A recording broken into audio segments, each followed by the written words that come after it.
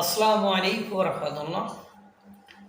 Main verb কাজ করতেছে না, এই জন্য হেল্পিং ভার্ব, অক্সিলারি ভার্ব এইগুলোর মাঠে নামাতে হবে। আপনারা জানেন বর্তমান সময়ে বাংলাদেশের আইন শৃঙ্খলা অবস্থা খুবই নাজুক। এই অবস্থায় দেশ চলতে হলে দেশের অবস্থা খুব শোচনীয় হয়ে যাচ্ছে।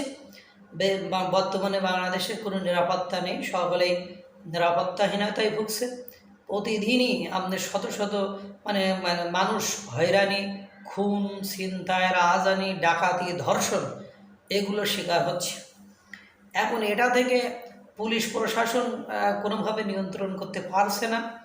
এজন্য ডক্টর মোহাম্মদ ইউনূস সরকার সিদ্ধান্ত নিয়েছে বেসরকারিভাবে একটা আইন শৃঙ্খলা বাহিনী পাঠাবে, বেসরকারিভাবে তাদেরকে নিয়োগ দেবে বেসরকারিভাবে। এখন কথা হলে সরকারিদের মানতেছে না, তাহলে বেসরকারিদের কি মানবে?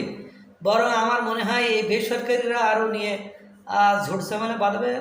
রেদার সরকারি যারা পুলিশ অফিসার আছে বা আইন শৃঙ্খলা বাহিনী আছে তাদের সাথে যোগাযোগ করে বা তাদেরকে কিভাবে মানে কোঅপারেট করা যায়। কারণ একজন বেসরকারি লোকদেরকে ধরে যদি পিটায় তাহলে আপনি কী করবেন? যেমন আনসার বাহিনী ছিল, আনসারদেরকে তো আপনারা সেই সময় অনেকগুলোরে জেলে ঢুকিয়ে দিলেন, তাদের দাবি দেওয়া নিয়ে গিয়েছিল, এই জন্য জেলে ঢুকিয়ে দিলেন, পুলিশ হত্যার বিচার হলো না। তাহলে আবার প্রশ্ন হলো এই বাহিনীতে এত তাড়াতাড়ি কারা বা প্রশিক্ষণ নেবে বা কারা বা এই বাহিনীতে ইনক্লুড হবে? প্রশিক্ষণেরও তো একটা ব্যাপার স্যাপার থাকে যে কারা মানে এটা একটা আমার যা মনে হয় এটা খুব বেশি সুখকর এবং সুবিধাজনক হবে বলে মনে হয় না।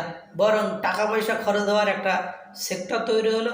আমাদের যারা পুলিশ প্রশাসন আছে তাদের সাথে বসে তাদের সাথে আলাপ করে তাদেরকে কীভাবে আস্থা ফেরত নিয়ে আসা যায় বা তাদের নিয়ে কাজ করা যায় সেটাই হয়তো বা সুখকর ছিল। এই অক্সিলারি ভার্ব ব্যবহার করতে যে মেইন ভার্বরা আরও বলবে যে আমাদের উপর আস্থা এবং বিশ্বাস নেই বলে অক্সিলারি ভার্ব ব্যবহার করছো, সুতরাং অক্সিলারি ভার্ব দিয়েই কাজ করো, আমরা মেইন ভার্ব সারা জীবনের জন্য ইনঅ্যাক্টিভ হয়ে গেলাম। আমার মনে হয় এতে করে পরিবেশ পরিস্থিতি আরও জটিল হয়ে যাবে। আল্লাহ তাআলা সকলকে ভালো রাখুক, সুস্থ রাখুক। আসসালামু আলাইকুম ওয়া রাহমাতুল্লাহ।